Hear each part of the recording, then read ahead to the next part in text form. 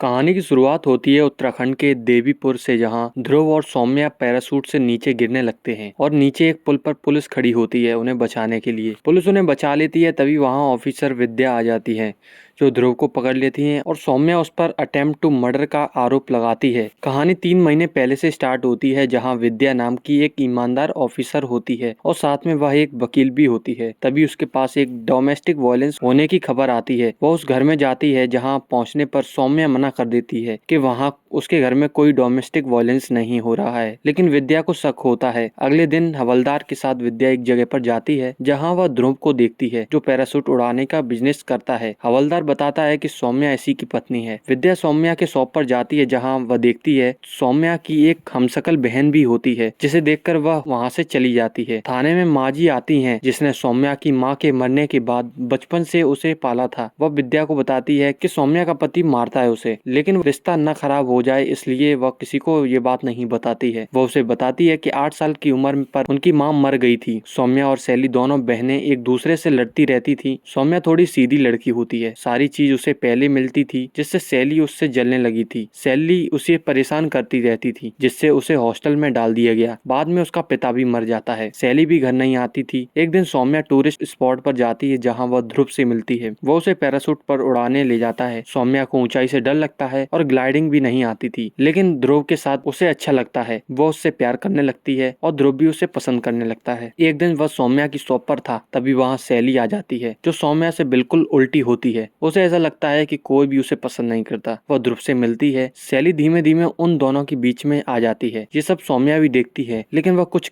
कह नहीं पाती है। ध्रुव भी सैली के साथ घूमने लगता है और उसे भी सैली उसके ही टाइप की लगती है। एक दिन एक पार्टी में ध्रुव एक मिनिस्टर के साथ 500 करोड़ के अप्रूवल के लिए बात करता है, लेकिन सैली शराब के नशा में ध्रुव के साथ गलत हरकतें करती है, जिसे मिनिस्टर भी देखता है और वहां से चला जाता है और अप्रूवल के लिए भी मना कर देता है, जिससे ध्रुव का पिता, जो कि एक अमीर आदमी होता है, ध्रुव पर चिल्लाता है मिनिस्टर के सामने ऐसी हरकत करने के लिए। इस बात से ध्रुव सैली पर गुस्सा होता है और सोचता है कि सौम्या ही उसके लिए ठीक लड़की है। वह उससे शादी कर लेता है, जिससे सैली सौम्या से चिढ़ने लगती है। अब सैली उनके बीच में आना स्टार्ट कर देती है। शादी के कुछ महीनों बाद ध्रुव को सौम्या पर गुस्सा आने लगता है। उसका सौम्या से मन भर जाता है, जिससे वह उस पर हाथ भी उठाने लगता है। विद्या माजी से कहती है कि उसे कुछ सबूत लाने होंगे जिससे वह उनकी मदद कर पाए। अगले दिन वो मिनिस्टर ध्रुव के घर आता है, लेकिन सौम्या धोखे से खाने में मिर्च ज्यादा डाल देती है, तो बाद में ध्रुव सौम्या को बहुत मारता है। विद्या सौम्या से कहती है कि वह ध्रुव के खिलाफ रिपोर्ट क्यों नहीं करती, तो कहती है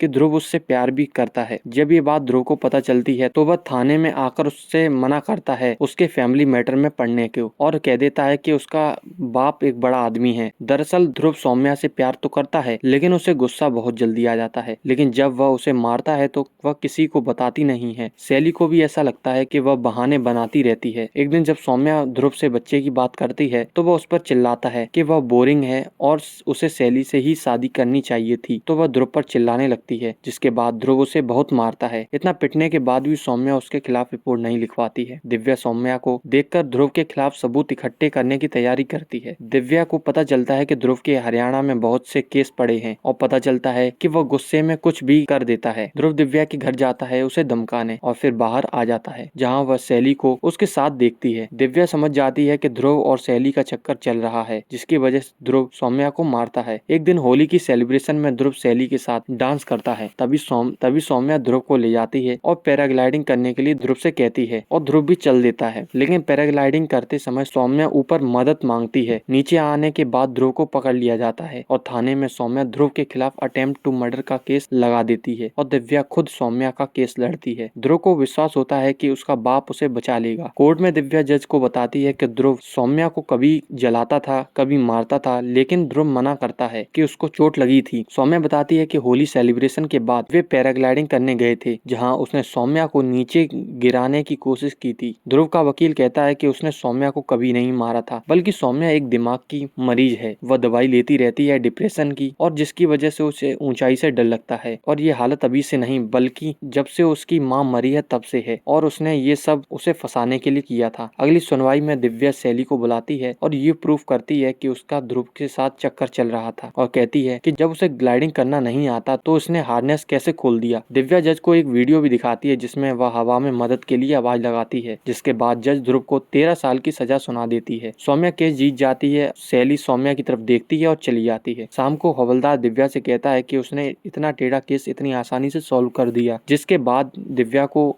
डाउट होता है कि ये केस इतनी जल्दी सॉल्व कैसे हुआ। अगले दिन दिव्या सौम्या पर नजर रखती है और शाम को शैली के पास जाती है ये पूछने कि क्या उसे पता था कि ध्रुव उसे मारता है या वह ड्रामा कर रही थी। तो वह अपनी बहन की तरफदारी करती है। दिव्या समझ जाती है कि ध्रुव को फंसाया गया है। तब हमें पता चलता है शैली ने एक दिन सौम्या को रोते हुए देखा था, जहाँ वह कहती है कि ध्रुव उसे मार देगा, जिससे शैली को अपनी बहन के लिए रोना आ जाता है और उसकी मदद करने की सोचती है। जब होली की सेलिब्रेशन के बाद जब वे ग्लाइडिंग करने जा रहे थे तो सौम्या अपनी दवा लाने के बहाना बनाकर शैली को ध्रुव के साथ भेज देती है। शैली हवा में जाकर चिल्लाने लगती है। दिव्या ये सब जानकर शैली और माजी से कहती है कि वह दोबारा उनका केस खोलेगी। उनकी वजह से ध्रुव को 13 साल की सजा मिली है। तो शैली उससे कहती है कि वह ऐसा ना करे। ध्रुव उसकी बहन को बहुत मारता था और उसे विश्वास था वह उसे एक दिन मार देगा, इसलिए उन्होंने ये सब किया। अब आगे उसकी मर्जी, अगर वह चाहे तो केस दोबारा खोल दे। अगले दिन कोर्ट में जब जज दिव्या से प्रूफ मांगता है तो शैली सबको अपनी स्टोरी बताती है कि बचपन में उसके पिता उसकी माँ को मारा करते थे, लेकिन उसके चाचा देखते हुए भी कुछ नहीं कहते थे, जिसके बाद उसकी माँ ने आत्महत्या कर ली। उसकी माँ तो डोमेस्टिक वायलेंस की वजह से मर गई, लेकिन वह नहीं चाहती थी कि उसकी बहन भी मर जाए। और ये कहते कहते वह रोने लगती है। दिव्या अपनी केस खोलने की अपील को वापस ले लेती है और कहानी यहीं खत्म हो जाती है। तो दोस्तों, कैसा लगा हमारा ये एक्सप्लेनेशन? अगर आपको अच्छा लगा तो हमारे चैनल को जरूर सब्सक्राइब करें। धन्यवाद।